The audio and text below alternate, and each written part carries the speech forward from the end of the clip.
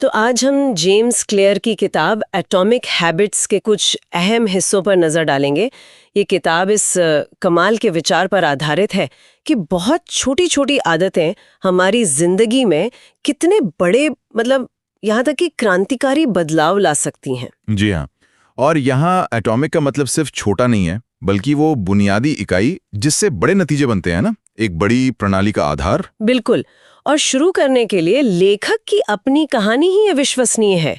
High school में baseball खेलते हुए सोचिए एक बैट सीधा उनके चेहरे पर आ लगा। हाँ, वो हादसा बहुत ही गंभीर था। नाक टूट गई, खोपड़ी में कई फ्रैक्चर, आंखों के सॉकेट चकनाचूर। उन्हें कोमा में जाना पड़ा। ये तो जिंदगी बदल देने वाला पल था। बिल्कुल। और इसका असर सिर्फ शारीरिक नहीं था। जाहिर है, बेसबॉल टीम से तो लगभग निकाल ही दिया गए थे।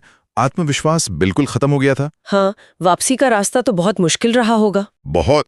लेकिन कमाल की बात यह है कि सालों की मेहनत के बाद वही लड़का अपनी यूनिवर्सिटी का टॉप एथलीट बना। ESPN academic all America team में भी चुना गया। और आज देखिए, आदतों के विषय पर दुनिया के जाने माने एक्सपर्ट्स में से एक है, बेस्ट सेलिंग लेखक, सफल उद्यमी। जी, उनकी कहानी खुद ही इस किताब का सार है कि कैसे लगातार की गई छोटी छोटी कोशिशें हमें कहीं से कहीं पहुंचा सकती हैं। तो चलिए आज इन विचारों की गहराई में उतरते हैं, समझने की कोशिश करते हैं कि ये सिद्धांत असल में काम कैसे करते हैं और हम अपनी जिंदगी में इन्हें कैसे उतार सकते हैं। हाँ, पता लगाते हैं कि ये छोटी आदतें कैसे बड़े बदलाव लाती हैं। किताब का एक जो सेंट्रल आइडिया है, रोजाना सिर्फ 1% बेहतर बनना, ये सुनने में इतना मामूली लगता है। क्या वाकई इससे कोई बड़ा फर्क पड़ सकता है? हाँ, पहली नजर में तो 1% बहुत ही छोटा लगता है। रोज थोड़ा सा सुधार कौन नोटिस करता है ना। हाँ बिल्कुल। रोज 1% बेहतर होता है तो साल के अंत तक वो लगभग 37 गुना। हाँ। अरे वाह। हाँ, लेकिन इसका उल्टा भी उतना ही सच है। अगर कोई रोज 1% बदतर होता जाए तो वो साल के अंत तक लगभग 0 पर पहुंच जाएगा। ये है आदतों का कंपाउंडिंग इफेक्ट।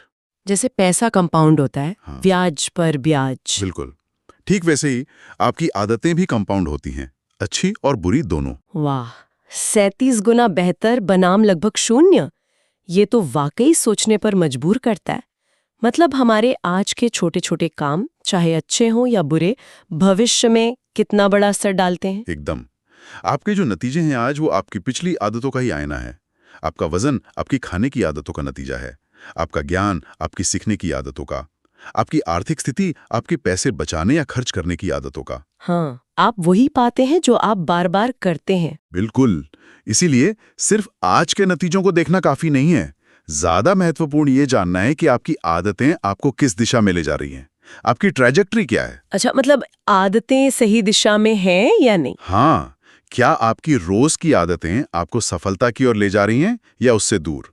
यहीं पर लेखक एक दिलचस्प कॉन्सेप्ट लाते हैं, plateau of latent potential. Plateau of latent potential, ये क्या है? संभावित क्षमता का पठार। हाँ, एक ऐसा पड़ाव जहां आप मेहनत तो कर रहे होते हैं पर नतीजे दिख नहीं रहे होते। जैसे जब हम कोई नई आदत शुरू करते हैं, जिम जाना या कोई नई भाषा सीखना। हाँ, शुरू में बहुत जोश होता है पर कई हफ्तों तक लगता है कुछ हो ही नहीं रहा, बड़ी निराशा होती है। बिल्कुल। इसी को वो पठार कहते हैं। किताब में बर्फ के टुकड़े का एक बड़ा अच्छा उदाहरण है। हाँ, वो मैंने पढ़ा था। जैसे तापमान बढ़ रहा है, -4, -3, -2, पर बर्फ पिघल नहीं रही। जी, सारी मेहनत, सारी ऊर्जा अंदर जा रही है पर पहाड़ से कुछ नहीं दिख रहा। लेकिन जैसे ही तापमान 0 डिग्री से ऊपर पहुंचता है, मान लीजिए +1 डिग्री, बर्फ पिघलना शुरू। हाँ, वो जो 0 डिग्री का पॉइंट था वही पठार था। असली बदलाव दिखने से पहले मेहनत जमा हो रही होती है। लगातार कोशिश करते रहने से ही यह पठार पार होता है। ये तो बहुत उम्मीद देने वाली बात है। और ब्रिटिश साइकिलिंग टीम का उदाहरण, वो तो कमाली है। हाँ, वो एक बेहतरीन केस स्टडी है। एक टीम जो लगभग 100 सालों से औसत प्रदर्शन कर रही थी, कभी टूर डी फ्रांस नहीं जीता था। जी, फिर 2003 में डेव ब्रेल्सफोर्ड आए और उन्होंने मार्जिनल गेन्स का सिद्धांत अपनाया। मार्जिनल गेन्स यानी हर छोटी चीज में बस 1% का सुधार। हाँ, बाइक की सीट से लेकर टायर की ग्रिप तक, राइडर्स के मसाज ऑयल, यहाँ तक कि हाथ धोने का तरीका ताकि इन्फेक्शन ना हो। हर छोटी से छोटी चीज में सिर्फ 1% बेहतरी। और नतीजा? दुनिया हिल गई। Olympic gold, tour de France जीत, सब कुछ। बिल्कुल।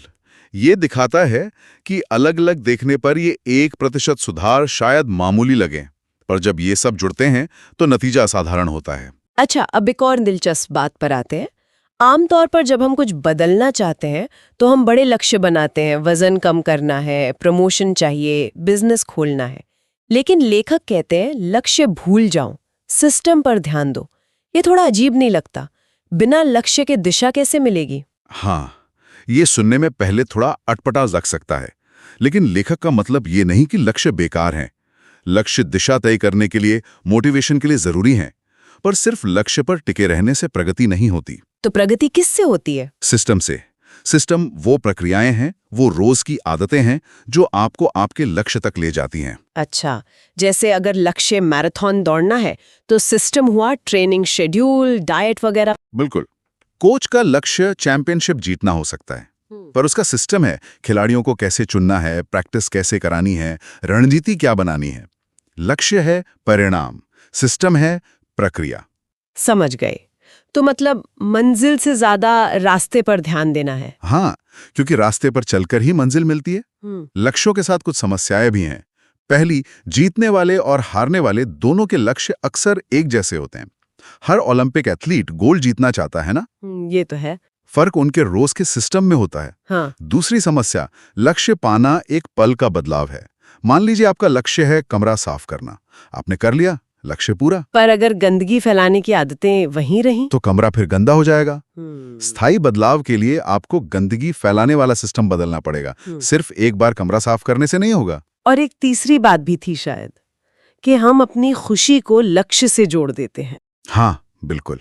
जब मेरा वजन कम हो जाएगा तब मैं खुश होऊंगा, जब मुझे प्रमोशन मिलेगा तब मैं खुश होऊंगी। ये एक या तो सफल या असफल वाली सोच पैदा करता है। और अगर लक्ष्य नहीं मिला तो निराशा। जी, जबकि अगर आप सिस्टम पर ध्यान देते हैं तो आप प्रक्रिया का आनंद लेना सीखते हैं। जब भी आप अपना सिस्टम फॉलो कर रहे होते हैं, जैसे रोज वर्कआउट कर रहे हैं, तो आप उसी पल में सफल महसूस कर सकते हैं, संतुष्ट महसूस कर सकते हैं, भले ही अंतिम लक्ष्य अभी दूर हो। ये बहुत मायने रखता है, रोज की छोटी जीतें। अच्छा, ये सिस्टम वाली बात एक और गहरी चीज से जुड़ती है, पहचान। लेखक बदलाव के 3 स्तर बताते हैं। हाँ, 3 लेयर्स। सबसे बाहरी है परिणाम बदलना, आउटकम्स, आप क्या पाते हैं। बीच का है प्रक्रिया बदलना, प्रोसेस, आप क्या करते हैं। और सबसे गहरा स्तर है पहचान बदलना, आइडेंटिटी, आप क्या मानते हैं, आप कौन हैं। और सबसे टिकाऊ बदलाव पहचान के स्तर पर होता है। बिल्कुल। ज्यादातर लोग परिणाम बदलने पर फोकस करते हैं, जैसे वजन कम करना। कुछ लोग प्रक्रिया बदलने पर, जैसे डाइट बदलना। लेकिन सबसे शक्तिशाली तरीका है अपनी पहचान बदलना। मतलब कैसे? ये कहना कि मैं वजन कम करना चाहता हूं, अलग बात है। और ये कहना कि मैं एक स्वस्थ व्यक्ति हूं, ये बिल्कुल अलग बात है। दूसरी वाली सोच आपकी पहचान से जुड़ी है। पर ये पहचान बदलती कैसे है? सिर्फ सोचने से? नहीं, सिर्फ सोचने से नहीं। आपकी पहचान आपकी आदतों से बनती है, आपके कामों से। हर बार जब आप कोई काम करते हैं तो वो एक वोट की तरह होता है कि आप किस तरह के इंसान बनना चाहते हैं। वोट? किस तरह का वोट? जैसे अगर आप रोज बिस्तर ठीक करते हैं तो आप एक व्यवस्थित, ऑर्गेनाइज्ड व्यक्ति होने के पक्ष में वोट कर रहे हैं। अगर आप रोज कुछ लिखते हैं तो आप एक रचनात्मक, क्रिएटिव व्यक्ति होने के पक्ष में वोट कर रहे हैं। अच्छा, तो हर आदत एक सबूत है कि मैं वैसी हूं जैसा मैं बनना चाहती हूं। हाँ, धीरे धीरे ये वोट जमा होते हैं और आपकी आत्म छवि बदलने लगती है। सच्ची आदतें आपकी पहचान का प्रतिबिंब बन जाती हैं। इसलिए असली सवाल ये नहीं कि आप क्या पाना चाहते हैं, बल्कि ये कि आप कौन बनना चाहते हैं।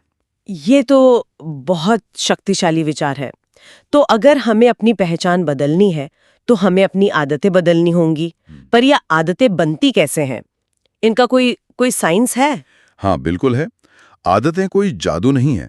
ये एक सीधी साधी 4 चरणीय प्रक्रिया पर आधारित है। इसे हैबिट लूप कहते हैं। हैबिट लूप क्या है? वो 4 चरण। पहला है संकेत, क्यू। दूसरा है इच्छा, क्रेविंग। तीसरा है प्रतिक्रिया, रिस्पॉन्स। और चौथा है इनाम, रिवॉर्ड।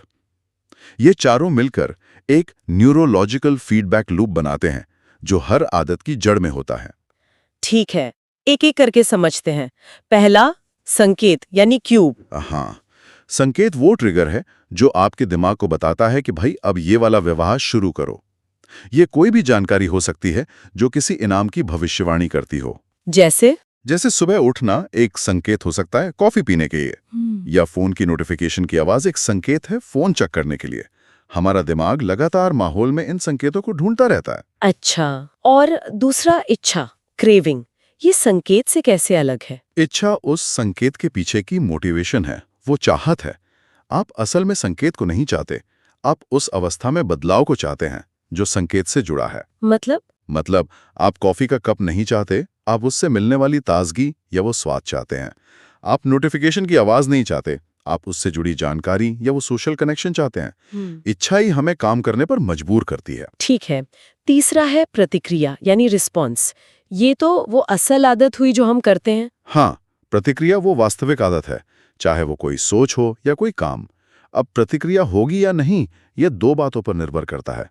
एक तो आपकी इच्छा कितनी मजबूत है, और दूसरा उस काम को करने में कितनी मुश्किल या रुकावट है। रुकावट मतलब फ्रिक्शन। हाँ, फ्रिक्शन। अगर कोई काम बहुत मुश्किल लगता है तो हम उसे शायद टाल देंगे। हमारी क्षमता भी मायने रखती है। हम वही आदतें अपना सकते हैं जिन्हें करने में हम सक्षम हों। और चौथा, इनाम, रिवॉर्ड। ये क्यों जरूरी है? इनाम आदत का अंतिम लक्ष्य है। इनाम दो जरूरी काम करते हैं। पहला, वो हमारी इच्छा को पूरा करते हैं, हमें संतुष्टि देते हैं। खाना भूख मिटाता है, कसरत के बाद अच्छा महसूस होता है। और दूसरा काम? दूसरा, और शायद ज्यादा महत्वपूर्ण, इनाम हमारे दिमाग को सिखाते हैं कि कौन सी क्रियाएं भविष्य में याद रखने लायक हैं। हमारा दिमाग एक रिवॉर्ड डिटेक्टर की तरह है। वो लगातार नोट करता है कि किस काम से संतुष्टि मिली, ताकि इसे दोहराया जा सके। तो ये पूरा चक्र, संकेत, इच्छा, प्रतिक्रिया, इनाम, ये बार बार चलता है और आदतें पक्की होती जाती हैं। बिल्कुल। और समय के साथ ये प्रक्रिया इतनी ऑटोमेटिक हो जाती है कि हम बिना सोचे समझे ही आदतें निभाने लगते हैं। हाँ, जैसे गाड़ी चलाना या सुबह ब्रश करना, हम सोचते भी नहीं। जी, आदतें दिमाग के लिए ऊर्जा बचाने का तरीका है। हमारा सचेत मन एक बार में ज्यादा चीजों पर ध्यान नहीं दे सकता, इसलिए दिमाग रोजमर्रा के कामों को ऑटो पायलट पर डाल देता है ताकि हम नई चुनौतियों पर फोकस कर सकें।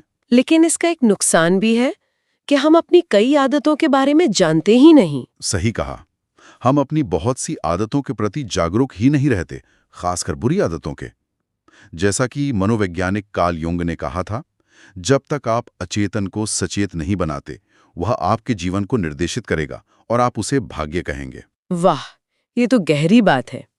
तो अगर ये आदतें इतनी ऑटोमेटिक और अचेतन हैं, तो हम इन्हें बदलें कैसे? कहाँ से शुरू करें? यहीं पर जेम्स क्लियर व्यवहार परिवर्तन के 4 नियम बताते हैं। ये नियम हैबिट लूप के चारों चरणों से सीधे जुड़े हैं और हमें एक प्रैक्टिकल तरीका देते हैं आदतें बदलने का। 4 नियम। अच्छा, क्या है वो? पहला नियम है, इसे स्पष्ट बनाएं, मेक इट ऑब्वियस। ये पहले चरण यानी संकेत क्यू से जुड़ा है। स्पष्ट बनाए, इसका मतलब है अपनी आदतों को पहचानना, उन पर ध्यान देना। हाँ, सबसे पहला कदम है जागरूकता, अपनी आदतों को जानना। लेखक हैबिट स्कोर कार्ड बनाने का सुझाव देते हैं। हैबिट स्कोर कार्ड, वो क्या होता है? बस अपनी रोज की आदतों की एक लिस्ट बनाइए और उनके आगे निशान लगाइए कि वो अच्छी है प्लस, बुरी है माइनस, या न्यूट्रल इक्वल टू। ये सिर्फ ये देखने के लिए कि आप असल में करते क्या हैं दिन भर में। कई बार हम हैरान रह जाते हैं अपनी आदतों को देखकर। हाँ, ये हो सकता है। और वो पॉइंटिंग एंड कॉलिंग तकनीक? हाँ, वो जापान के रेलवे कंडक्टर्स इस्तेमाल करते हैं। किसी चीज की तरफ इशारा करके उसे जोर से बोलना, जैसे सिग्नल हरा है। ये अचेतन आदत को सचेत स्तर पर लाता है। आप इसे अपनी आदतों के लिए भी कर सकते हैं। अच्छा, और नई आदत शुरू करने के लिए उसे स्पष्ट कैसे बनाएं? एक स्पष्ट योजना बनाकर, इम्प्लीमेंटेशन इंटेंशन का इस्तेमाल करके। इसका एक सीधा सा फॉर्मूला है, मैं क्या करूंगा करूंगी, कब, कहां। जैसे मैं कल सुबह 7 बजे किचन में 1 ग्लास पानी पीऊंगी। ये सिर्फ मैं ज्यादा पानी पीऊंगा कहने से कहीं ज्यादा असरदार है, क्योंकि ये बिल्कुल स्पष्ट है कि कब और कहां करना है। दिमाग को सोचने की जरूरत नहीं। और वो हैबिट स्टैकिंग वाली बात, वो भी इसी से जुड़ी है। हाँ, वो भी संकेतों को स्पष्ट बनाने का एक तरीका है। इसका फॉर्मूला है, मेरी मौजूदा आदत के बाद मैं मेरी नई आदत करूंगी। आप अपनी किसी पुरानी जमी हुई आदत को नई आदत के लिए ट्रिगर बना लेते हैं। अच्छा, जैसे रोज सुबह कॉफी बनाने के बाद मैं 2 मिनट मेडिटेशन करूंगा। बिल्कुल।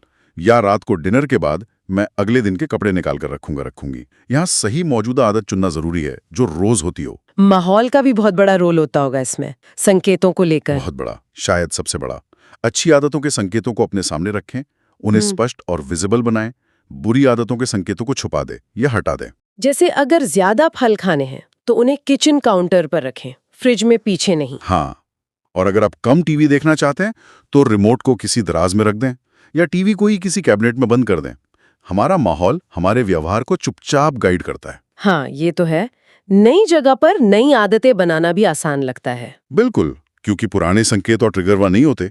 एक जगह एक उपयोग का सिद्धांत भी मदद करता है, जैसे बिस्तर सिर्फ सोने के लिए हो, स्टडी टेबल सिर्फ पढ़ने के लिए। और वो वियतनाम युद्ध वाले सैनिकों का उदाहरण भी था कि माहौल बदलने से कैसे आदतें बदल गईं। जी हाँ, अमेरिका लौटने पर उनमें से ज्यादातर ने हेरोइन की लत छोड़ दी क्योंकि उनका पूरा माहौल बदल गया था। वो पुराने ट्रिगर गायब हो गए थे। ये दिखाता है कि आत्मनियंत्रण का राज अक्सर इच्छा शक्ति नहीं, बल्कि अपने माहौल को नियंत्रित करना है। ठीक है, तो पहला नियम हुआ, इसे स्पष्ट बनाएं। आदत का संकेत मौजूद और नजर में होना चाहिए। अब दूसरा नियम क्या है? आदत स्पष्ट तो हो गई, पर उसे करने का मन भी तो होना चाहिए। बिल्कुल, यहीं आता है दूसरा नियम, इसे आकर्षक बनाएं। Make it attractive. ये दूसरे चरण यानी इच्छा, क्रेविंग से जुड़ा है। आकर्षक बनाना मतलब आदत को मजेदार बनाना। हाँ, या कम से कम उसकी इच्छा को बढ़ाना।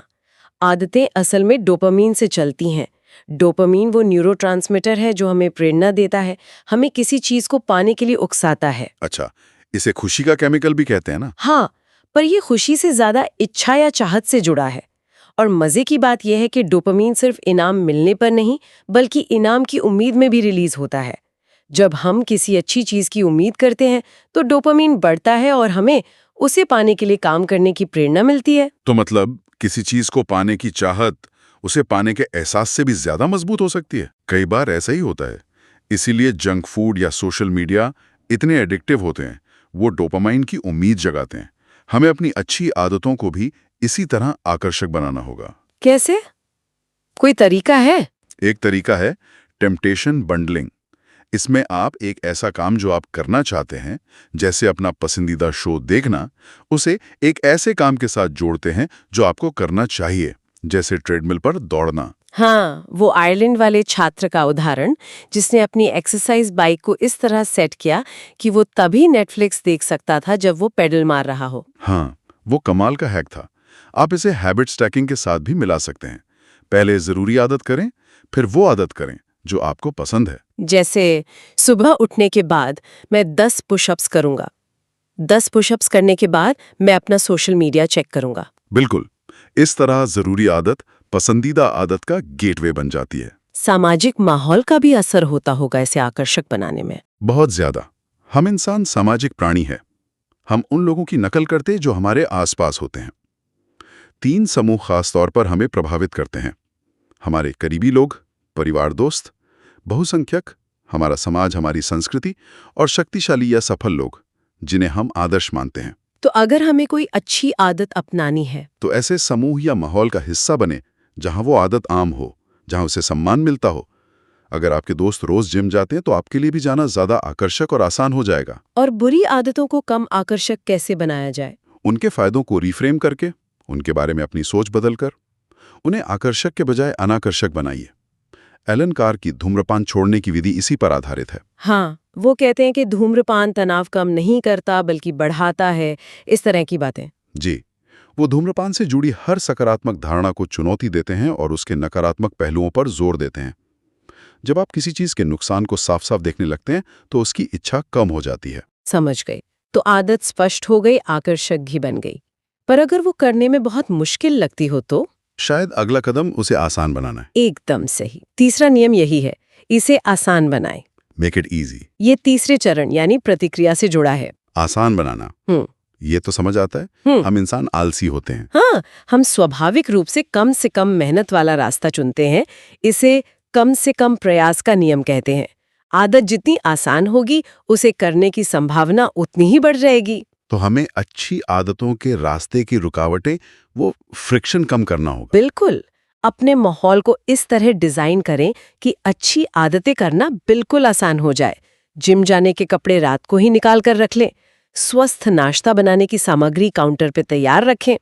इसे प्राइमिंग द एनवायरनमेंट कहते हैं, माहौल को पहले से तैयार रखना। और वो 2 मिनट रूल, वो क्या चीज है? क्या सिर्फ 2 मिनट करने से कुछ होगा? ये एक बहुत ही शक्तिशाली नियम है नई आदतें शुरू करने के लिए। नियम कहता है जब आप कोई नई आदत शुरू करते हैं तो उसे करने में 2 मिनट से कम समय लगना चाहिए। सिर्फ 2 मिनट? हाँ, लक्ष्य ये है कि शुरुआत करना इतना आसान हो कि आप मना ही ना कर पाएं। रोज 1 घंटा पढ़ना भारी लग सकता है, लेकिन रोज 1 पेज पढ़ना ये तो कोई भी कर सकता है। अच्छा, जैसे योगा करने की जगह अपना योगा मैट बिछाना। बिल्कुल, पहले सिर्फ शुरुआत करने की आदत डालें, शो अप करने की। एक बार ये आदत बन जाए फिर आप धीरे धीरे इसे बढ़ा सकते हैं। इसे हैबिट शेपिंग कहते हैं। पहले 2 मिनट में मास्टरी हासिल करें। ये तो बहुत प्रैक्टिकल लगता है। और बुरी आदतों के लिए इसका उल्टा करना होगा, उन्हें मुश्किल बनाना होगा। हाँ, बुरी आदतों के लिए फ्रिक्शन बढ़ाएं। अगर आप फोन कम इस्तेमाल करना चाहते हैं तो उसे दूसरे कमरे में चार्ज पर लगाएं। टीवी कम देखना है तो हर बार देखने के बाद उसका प्लग निकाल दें और रिमोट कहीं और रख दें। कमिटमेंट डिवाइस का भी जिक्र है, वो क्या होता है? कमिटमेंट डिवाइस एक ऐसा तरीका है जिससे आप भविष्य में अपने लिए बुरे विकल्प चुनना मुश्किल या असंभव बना देते हैं। यह आपके आज के अच्छे इरादों को भविष्य में पक्का करने का तरीका है। जैसे वो लेखक विक्टर ह्यूगो वाला किस्सा, जिन्होंने अपनी किताब टाइम पर खत्म करने के लिए अपने सारे कपड़े कहीं बंद करवा दिए थे ताकि वो बाहर न जा सके। हाँ, सोचिए जरा। या नियरेयाल, जिन्होंने अपने घर का इंटरनेट राउटर एक टाइमर से जोड़ दिया जो रात 10 बजे अपने आप बंद हो जाता है। वाह! टेक्नोलॉजी का इस्तेमाल करके अच्छी आदतों को ऑटोमेट करें और बुरी आदतों को ब्लॉक करें। जी, आदत जितनी आसान होगी उतनी चलेगी, जितनी मुश्किल होगी उतनी छूटेगी। ठीक है, तो हमने आदत को स्पष्ट बनाया, आकर्षक बनाया और आसान भी बना दिया। अब क्या बचा? शायद ये कि आदत पूरी करने के बाद अच्छा महसूस हो ताकि हम उसे दोहराना चाहें। बिल्कुल, यही है चौथा और अंतिम नियम, इसे संतोषजनक बनाएं। ये चौथे चरण यानी इनाम से जुड़ा है। संतोषजनक बनाना। हाँ, व्यवहार परिवर्तन का सबसे बुनियादी नियम क्या है? जिस व्यवहार के तुरंत बाद अच्छा महसूस होता है उसे दोहराया जाता है। जिस व्यवहार के तुरंत बाद बुरा महसूस होता है उससे बचा जाता है। हमारा दिमाग तत्काल संतुष्टि चाहता है। लेकिन अच्छी आदतों में तो यही दिक्कत है। कसरत या पैसे बचाने का फायदा तो बाद में मिलता है, पर मेहनत अभी करनी पड़ती है। जबकि जंक फूड या सोशल मीडिया का मजा तुरंत आता है। सही कहा। हमारी दिमागी वायरिंग भविष्य के बड़े इनामों के बजाय आज के छोटे इनामों को ज्यादा महत्व देती है। इसलिए हमें इस समीकरण को हैक करना होगा। हमें अच्छी आदतों में किसी तरह का तत्काल इनाम जोड़ना होगा। तत्काल इनाम कैसे? जैसे वो कराची में साबुन वाला अध्ययन था। सेफगार्ड साबुन ने अच्छी खुशबू और ज्यादा झाग बनाकर हाथ धोने को एक ज्यादा सुखद और संतोषजनक अनुभव बना दिया। नतीजा, लोग ज्यादा हाथ धोने लगे, बीमारियां कम हुई। अच्छा, तो आदत में ही कुछ ऐसा जोड़ना जो तुरंत अच्छा लगे। हाँ, या फिर कोई बाहरी इनाम जोड़ें। जैसे अगर आप पैसे बचा रहे हैं तो हर बार जब आप कोई फालतू खर्च टालें तो वो बचाया हुआ पैसा एक अलग घूमने जाने वाले अकाउंट में डाल दें। उस अकाउंट को बढ़ते देखना ही एक तत्काल इनाम है। और हैबिट ट्रैकर का इस्तेमाल करना, कैलेंडर पर क्रॉस लगाना या ऐप में टिक करना, वो भी संतोषजनक होता है। बहुत। अपनी प्रगति को ट्रैक करना कई कारणों से फायदेमंद है। एक तो ये कि आपकी आदत को स्पष्ट और विजिबल बनाता है। दूसरा, ये अपने आप में एक इनाम है। हर क्रॉस या टिक एक छोटी सी जीत है। और तीसरा, ये आपको अपनी स्ट्रीक यानी लगातार कितने दिन आदत निभाई वो दिखाता है। और कोई भी अपनी स्ट्रीक तोड़ना नहीं चाहता। हाँ, वो स्ट्रीक वाला मोटिवेशन तो होता है। बेंजामिन फ्रैंकलिन भी तो ऐसे ही अपनी प्रगति ट्रैक करते थे। जी, ट्रैकिंग बहुत शक्तिशाली है। पर क्या हो अगर स्ट्रीक टूट जाए? कभी ना कभी तो ऐसा होता ही है, छुट्टी पर गए या बीमार पड़ गए। बिल्कुल होता है। हम सब इंसान हैं, जिंदगी परफेक्ट नहीं होती। यहाँ पर एक बहुत जरूरी नियम है, कभी भी 2 बार लगातार मिस न करें। अच्छा, एक दिन चूक गए तो ठीक है। हाँ, एक दिन चूकना एक गलती है, लेकिन 2 दिन लगातार चूकना एक नई बुरी आदत की शुरुआत हो सकती है। इसलिए जरूरी है कि अगर आप एक दिन मिस कर दें तो अगले ही दिन तुरंत वापस पटरी पर आ जाएं। परफेक्शनिस्ट बनने की कोशिश न करें। बिल्कुल नहीं। Perfection is the enemy of progress. एक खराब वर्कआउट करना या सिर्फ 5 मिनट पढ़ना भी कुछ न करने से 1000 गुना बेहतर है। यह आपकी पहचान को मजबूत करता है कि आप वो इंसान हैं जो मुश्किल होने पर भी कोशिश जारी रखता है। और बुरी आदतों को असंतोषजनक कैसे बनाया जाए? उनमें तत्काल लागत या सजा जोड़कर हमने पहले बात की थी, इनाम तत्काल होना चाहिए, सजा भी तत्काल होनी चाहिए, तभी असरदार होगी। जैसे? आदत के बारे में बताएं और उनसे कहें कि वो आप पर नजर रखें। ये जानना कि कोई और देख रहा है और अगर आप चूके तो आपको जवाब देना पड़ेगा, ये बहुत बड़ा प्रेरक होता है। हाँ, शर्मिंदगी से बचने के लिए भी लोग आदत फॉलो कर लेते हैं। जी, आप एक हैबिट कॉन्ट्रैक्ट भी बना सकते हैं, जिसमें आप लिखित में वादा करते हैं कि अगर आपने आदत नहीं निभाई तो आप कुछ ऐसा करेंगे जो आपको बिल्कुल पसंद नहीं, जैसे किसी ऐसी संस्था को पैसे दान देंगे जिसे आप नापसंद करते हो, या कोई शर्मिंदा करने वाला काम करेंगे। वो ब्रायन हैरिस वाला कॉन्ट्रैक्ट याद है? वजन कम ना करने पर हर हफ्ते अपनी पत्नी और ट्रेनर को पैसे देना और अजीब कपड़े पहनकर फोटो पोस्ट करना। हाँ, जब वादा तोड़ने का परिणाम तत्काल, पक्का और कष्टप्रद होता है तो हम उस व्यवहार से बचने की पूरी कोशिश करते हैं। तो ये हैं वो 4 नियम। इसे स्पष्ट बनाओ, इसे आकर्षक बनाओ, इसे आसान बनाओ और इसे संतोषजनक बनाओ। सुनने में तो सरल लगते, पर इनके पीछे जो सोच है और जो तरीके बताए गए हैं वो वाकई बहुत प्रैक्टिकल है। हाँ, जेम्स क्लियर हमें यही सिखाते हैं कि बड़े बदलाव लाने के लिए बड़े नाटकीय कदम उठाने की जरूरत नहीं है। लगातार छोटे स्मार्ट कदम उठाकर, अपने सिस्टम को बेहतर बनाकर और अपनी पहचान को धीरे धीरे बदलकर हम स्थायी आदतें बना सकते हैं और असाधारण परिणाम हासिल कर सकते हैं। ये सब उस 1% सुधार की ताकत है। ठीक है, आज की ये बातचीत तो वाकई आंखें खुलने वाली थी। आदतों को देखने का, उन्हें बनाने और तोड़ने का एक बिल्कुल नया नजरिया मिला है। इसे यहीं समाप्त करते हैं, लेकिन मेरे मन में एक विचार आ रहा है जिस पर शायद और सोचा जा सकता है। जरूर, बताइए। हमने बात की कि आदतें कैसे बनती हैं, कैसे काम करती हैं, पर क्या सिर्फ आदतें बना लेना ही काफी है, खासकर जब हम किसी चीज में महारत हासिल करना चाहते हो? ये बहुत अच्छा सवाल है। देखिए, आदतें महारत हासिल करने के लिए नींव का काम करती हैं, वो जरूरी हैं, लेकिन सिर्फ आदतें बना लेना काफी नहीं है। एक खतरा होता है, जब कोई आदत पूरी तरह से ऑटोमेटिक हो जाती है तो हम उसके प्रति कम जागरूक हो जाते हैं।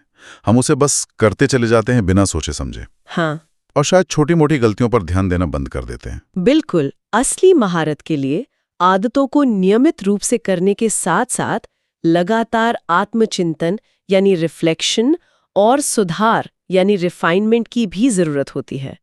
आपको सिर्फ आदतें बनानी ही नहीं है, बल्कि उन्हें समय के साथ बेहतर भी बनाते रहना है, थोड़ा थोड़ा, 1% ही सही। तो सोचने वाली बात यह है कि हम अपनी सबसे जरूरी आदतों को सिर्फ एक रोबोट की तरह दोहराने से कैसे बच सकते हैं। हम उनमें लगातार छोटे छोटे सुधार करने और उन्हें वक्त के साथ बेहतर बनाने का सिस्टम कैसे बना सकते हैं। इस पर शायद हमें अगली बार सोचना चाहिए।